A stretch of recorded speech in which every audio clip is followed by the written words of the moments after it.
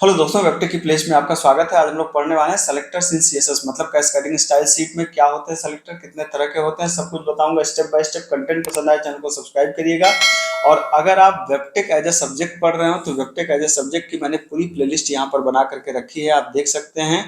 और मैं इसमें लगातार, क्योंकि अभी हाल ही में आपको पता होगा कि वेबटेक सब्जेक्ट में थोड़े से जो सिलेबस है वो थोड़ा सा चेंज हुआ है, कुछ चीज़ें ऐड हुई हैं, कुछ चीज़ें हटी हैं, तो मैं उसके हिसाब से इसको अपडेट कर रहा हूँ। हालांकि ये प्लेलिस्ट मैंने 2 साल पहले ही बना दिया था, लेकिन मैं अभी अपडेट कर रहा हूँ इसको। जो रिसेंट चेंजेज हुए हैं, तो जो चीज़ ऐड हुई है उसको ऐड कर रहा हूँ, जो रिमूव हुई है उसको इससे रिमूव कर रहा हूँ। तो अगर आप वेबटेक एज ए सब्जेक्ट पढ़ रहे हैं तो यहाँ पर आपको हर वो चीज़ मिलेगा जो वेबटेक के सब्जेक्ट में है।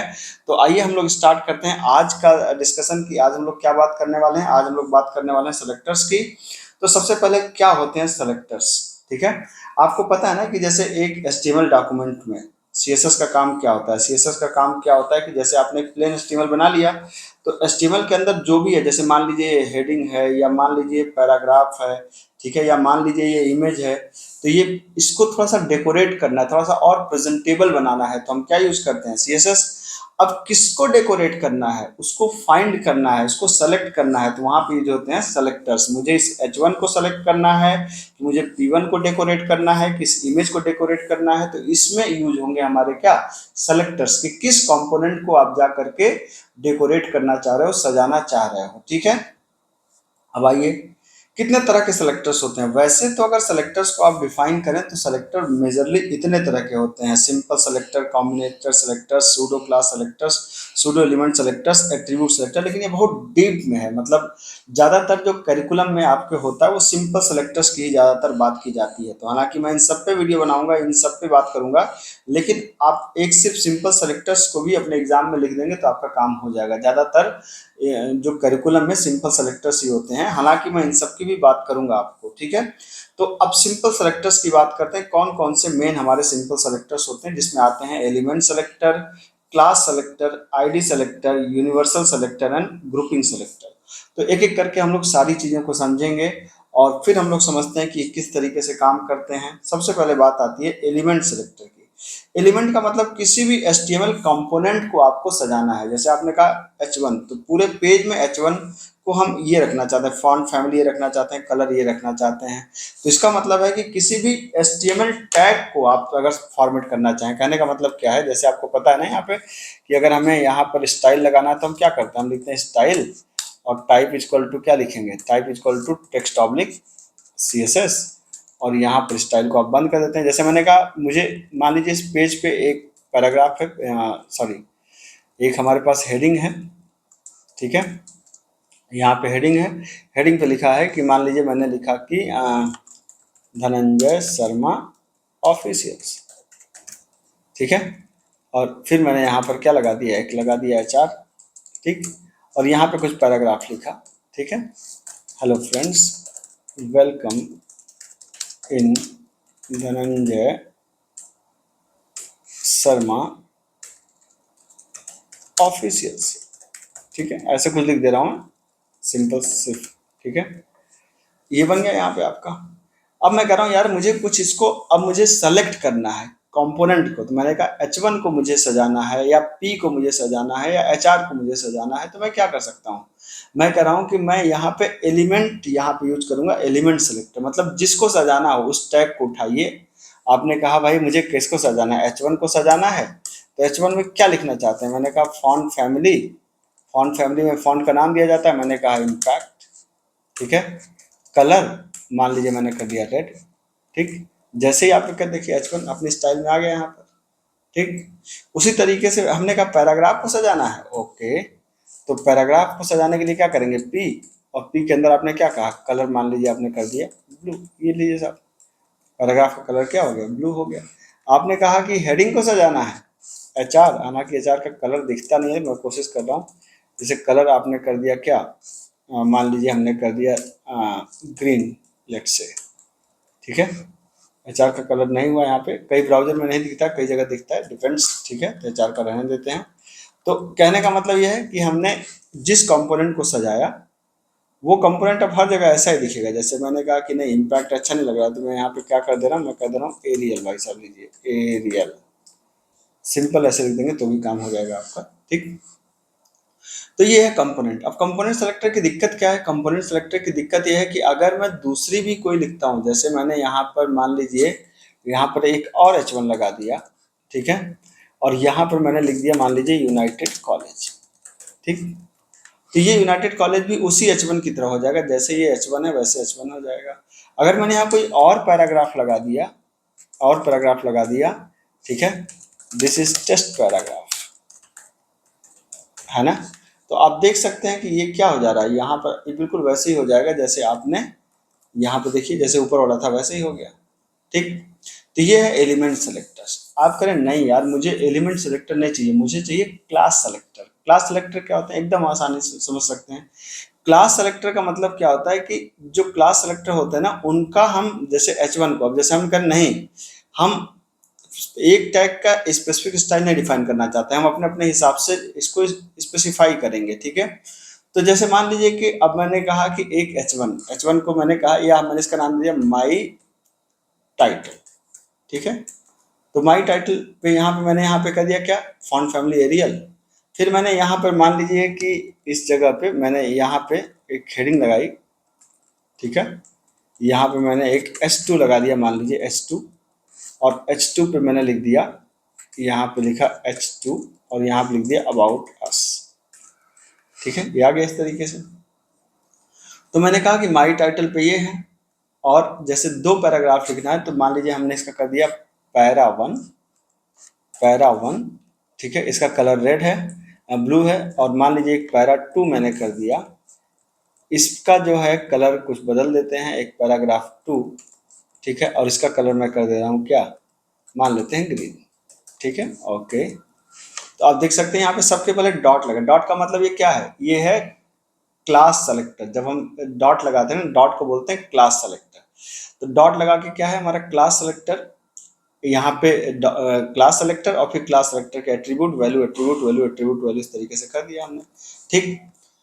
अब देखिए भी किसी पे भी अप्लाई नहीं हुआ, इसको अप्लाई करने के लिए कैसे करते हैं, हमने कहा यार कि मुझे अगर ये अप्लाई करना है माई टाइटल, तो मैं क्या करूंगा, क्लास इज इक्वल टू, यहाँ पे लिखूंगा क्या, class is equal to my title. देखिए अब अप्लाई हो गया। मैंने कहा कि दो पैराग्राफ हैं, एक पैराग्राफ 1 है, ठीक है, एक पैराग्राफ, दो पैराग्राफ है, ठीक है, फॉर मान लीजिए हमने कहा quality education, you can like share and subscribe my channel, ठीक है, ओके डन। अब यहाँ पे मैं चाहता हूँ कि पैराग्राफ की स्टाइल 1 रहे और यहाँ पे स्टाइल 2 रहे, तो क्या कर सकते हैं, आप यहाँ पे जा सकते हैं, आप कह सकते हैं क्लास, यहाँ पे मैंने कहा पैरा 1, और यहाँ पे कर सकते हैं क्लास क्या, पैरा 2, दैट्स इट। आप देख सकते हैं ये ब्लू हो गया, येलो हो गया। H2 पे चूंकि हमने कुछ दिया नहीं तो H2 नॉर्मल है, ठीक है। अब मान लीजिए कि मैं यहाँ पे अगर बना दूं कि माई सब हेडिंग, ठीक है, और इसका कलर मैंने कर दिया मान लीजिए मरून, या चलो भाई मरून कर देते हैं, और फॉन्ट साइज मैंने कर दिया थोड़ा छोटा, जैसे मैंने कहा कि 25 कर देते हैं, ठीक, पिक्सल। अब इसको मैंने कह दिया क्या, ये जो अबाउट अस है क्या है, ये मैंने कहा कि क्लास माई सब हेडिंग, ये देखिए थोड़ा सा बदल गया, कलर बदल गया इसका, ठीक। तो ये जब डॉट लगाते हैं आप किसी भी चीज में, तो ये इसे वही बोला जाता है स्टाइल क्लास, ठीक। अब क्लास के साथ साथ क्या है कि जैसे इसमें एक जैसे क्लास होती है ना, वैसे सेम चीज होती है आईडी। जैसे यहाँ पर आप इसको क्या बदल दीजिए, इसको आप हैश कर दीजिए, हैश कर दीजिए, इसको हैश कर दीजिए, तो ये क्या हो गई, ये हमारी आईडी हो गई। मतलब क्लास और आईडी में सिर्फ इतना फर्क होता है कि स्टाइल, जो क्लास सेलेक्टर होते हैं उनके पहले डॉट लगा होता है, और जो आईडी सेलेक्टर उनसे पहले क्या लगा होता है, हैश लगा होता है। लेकिन अभी इसको मैं रन कराऊंगा, देखिए यहाँ पे रन कराने पे तो कुछ भी नहीं हुआ। अब क्या होगा, जैसे क्लास सेलेक्टर को कॉल करने के लिए आपने क्लास लिखा था, आईडी सेलेक्टर को कॉल करने के लिए आप क्या लिखेंगे, आईडी। सिर्फ आप यहाँ पे लिख देंगे क्या, आईडी, तो हमारे सारे सेलेक्टर कॉल हो जाएंगे, ठीक है। यहाँ पे देख सकते हैं, यहाँ पे आईडी सेलेक्टर लिखते ही कॉल हो जाएंगे, ठीक। ये देखिए यहाँ पे आपने आईडी लिख दिया, ठीक। अब सवाल ये उठता है यार कि देखिए सब कुछ आ गया नॉर्मल स्टाइल में। सवाल ये उठता है कि हम क्या फ़र्क है दोनों में, क्या सिर्फ डॉट लगाना या हैश लगाना है, एक में क्लास से कॉल करना है, एक में आईडी से कॉल करना है, क्या यही सोल्यूशन? नहीं, जनरली क्या होता है जब आईडी देते हैं ना, तो आपने इसका एक नाम डिसाइड कर दिया कि माई टाइटल, और आप इस पे कोई रन टाइम में इवेंट परफॉर्म कर सकते हैं। मतलब ये आप ऐसा समझिए कि जब हम लोग एक एचटीएमएल का एक आगे पार्ट आता है डीएचटीएमएल, डायनेमिक एचटीएमएल, तो डायनेमिक बनाने के लिए हर कंपोनेंट का एक आईडी देते हैं। आईडी का मतलब नाम देते हैं, जैसे H1 का एक नाम है, इस अबाउट अस का एक नाम है, इसका नाम पैरा 1 है, इसका नाम पैरा 2 है। तो ये क्या है हमारी, ये हमारी आईडी है। आईडी का मतलब क्या, आईडी का मतलब ये है कि हम इस कंपोनेंट को रन टाइम में इस नाम से पुकारेंगे और इस नाम की एक ही आईडी होगी पूरे पेज में, ठीक है। तो जनरली आईडी का मतलब इसको हम प्रोग्रामिंग में भी यूज करते हैं, जब हम लोग जावास्क्रिप्ट के थ्रू इस कंपोनेंट को एक्सेस करके उसमें कोई चेंज करेंगे, लेकिन चूंकि अभी जावास्क्रिप्ट की बात करना ठीक नहीं है, तो इन दोनों में ये फर्क होता है कि आईडी का मतलब एक नाम दे देते हैं और उस नाम से हम उस पर प्रोग्रामिंग के इवेंट भी परफॉर्म कर सकते हैं और साथ ही साथ उसको डेकोरेट भी कर सकते हैं। ये फायदा होता है आईडी देने से, ठीक है। खास तौर से जब आप बीएचटीएमएल यूज करते हैं तो आईडी देना एक बेहतर विकल्प होता है इंस्टेड ऑफ क्लास, ठीक है। अब देखिए यहां तक तो बात हो गई भाई साहब। अब क्या करें, अब इसके बाद जो आते हैं सेलेक्टर्स, वो आते हैं कौन कौन से। यहाँ तक मैंने आपको क्या क्या बताया, मैंने आपको बताया एलिमेंट सेलेक्टर्स, आपने देखा होगा। मैंने आपको बताया क्या क्लास सेलेक्टर, ये आपने देख लिया होगा, ठीक है। मैंने आपको क्या बताया, मैंने आपको बताया आईडी सेलेक्टर, ये भी आपने देख लिया। अब बचे हैं हमारे पास दो, एक है हमारा क्या यूनिवर्सल सेलेक्टर। यूनिवर्सल सेलेक्टर का मतलब कि आप चाहते हैं क्या, आप चाहते हैं कि सब पे कोई चीज अप्लाई हो जाए, पूरे पेज में कोई चीज अप्लाई हो जाए। जैसे मैं चाहता हूं कि इस पूरे पेज में एक ही फॉन्ट अप्लाई हो जिसका नाम है क्या, एरियल, ठीक है। तो मैंने यहाँ से भी एरियल फॉन्ट को हटा दिया। अगर मैं हटा दूंगा तो अभी देखिए ये ऐसा दिखेगा। मैंने कहा कि भाई पूरे पेज में क्या, पूरे पेज में एक ही फॉन्ट अप्लाई हो। मैंने कहा फॉन्ट फैमिली, और फॉन्ट का नाम क्या है, एरियल, ठीक है। तो पूरे पेज में यही वाला सिर्फ फॉन्ट अप्लाई होगा। आप देख सकते हैं पूरे पेज का फॉन्ट एक हो गया आपका, ठीक है। या मैंने कहा कि पूरे पेज में एक ही तरह की अलाइनमेंट हो, तो टेक्स्ट अलाइन को मैंने क्या कर दिया, सेंटर कर दिया। तो पूरे पेज में अगर कोई कॉमन डिजाइन आप अप्लाई करना चाहते हैं तो आप क्या लगा सकते हैं, आप लगा सकते हैं यूनिवर्सल सेलेक्टर। आप देख सकते हैं यहाँ पर, ये हमारा क्या है, यूनिवर्सल सेलेक्टर, ठीक है, जो सब पे अप्लाई होगा। मतलब वो सबके लिए अलग अलग लिखने की जरूरत नहीं, आप एक जगह लिख दीजिए वो सब पे अप्लाई हो जाएगा, ठीक है। और इसके साथ साथ आप देख सकते हैं एक हमारे पास और है, इसका नाम क्या है, ग्रुपिंग सेलेक्टर्स। ग्रुपिंग सेलेक्टर्स में क्या होता है कि यहाँ पे जैसे दो तीन कंपोनेंट के हम एक ही स्टाइल देना चाहते हैं। हम चाहते हैं कि H1 की भी स्टाइल, H2 की स्टाइल, पैराग्राफ की स्टाइल, सबकी स्टाइल एक रहे, ठीक है। तो उस केस में हम क्या कर सकते हैं कि उस केस में हम दे सकते हैं किसकी, हम यहाँ पे एक बार इसको हटा देते हैं, फिर मैं आपको समझाता हूँ ग्रुपिंग का क्या मतलब है, ठीक है। ये देखिए अभी मैंने सब हटा दिया, यहाँ से ये सब हटा दिया, ये हटा दिया जिससे हमको ये प्लेन मिल जाए, ठीक है। ये हो गया आपका, ठीक है। पैराग्राफ में भी आईडी हटा दिया और यहाँ पर मैंने यहाँ पर भी आईडी हटा दिया, ठीक। तो कहने का मतलब कि दो तीन चीज़ों की अगर मैं स्टाइल एक करना चाहता हूँ, जैसे मैं चाहता हूँ कि हमारा जो भी कंपोनेंट है, जैसे मान लीजिए हमने कहा कि हमारा H1 और H2, ठीक है, H1 और H2 की जो हमारी स्टाइल है वो कैसे स्टाइल है, वो स्टाइल है उनका कलर क्या हो जाए। मान लीजिए हमने कह दिया कि इनका कलर हो जाए रेड, ठीक है। तो जहां भी देखिए इन दोनों का कलर क्या हो गया, H1 H2 दोनों का कलर रेड हो गया। मान लीजिए इस के नीचे एक डिवीजन भी होता यहाँ पर, ठीक है। मैं यहाँ पे लिखा था थैंक्स एंड बाय, ठीक। तो अगर मैं यहाँ पे कह रहा हूँ कि यार जितने भी मेरे पैराग्राफ है, ठीक है, और डिवीजन है, इन दोनों की स्टाइल एक हो जाए। क्या एक हो जाए भाई, इनका जो कलर है मान लो वो ब्लू हो जाए, ठीक है, वो क्या हो जाए, ब्लू हो जाए। अरे आ जाओ भाई। और इसका जो अलाइनमेंट है वो क्या हो जाए, वो सेंटर में हो जाए, ठीक है। अब देखिए तो जितने भी, चाहे वो पैराग्राफ हो चाहे वो आपका डिवीजन हो, दोनों की स्टाइल एक सी होगी, ठीक है। तो आप इस तरीके से क्या कर सकते हैं, इस तरीके से आप मल्टीपल कंपोनेंट को भी आप एक साथ में सजा सकते हैं, मतलब एक साथ में डिजाइन स्पेसिफाई कर सकते हैं। इसको बोलते हैं ग्रुपिंग सेलेक्टर्स, ठीक है।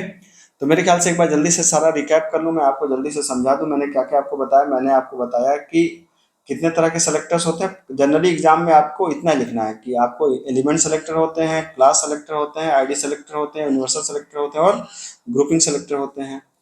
क्लास सेलेक्टर का मतलब क्या होता है, एलिमेंट सेलेक्टर का मतलब कि हम किसी एचटीएमएल टैग को ही हम सेलेक्ट करना चाहते हैं, H1 को सेलेक्ट करना चाहते हैं, H1 की स्टाइल, किसी भी एचटीएमएल टैग को, ठीक है। दूसरा क्या होता है, क्लास सेलेक्टर होता है कि हम डॉट लगा करके क्लास का नाम लिखते हैं और किसी भी HTML कंपोनेंट के ऊपर उसको अप्लाई करते हैं।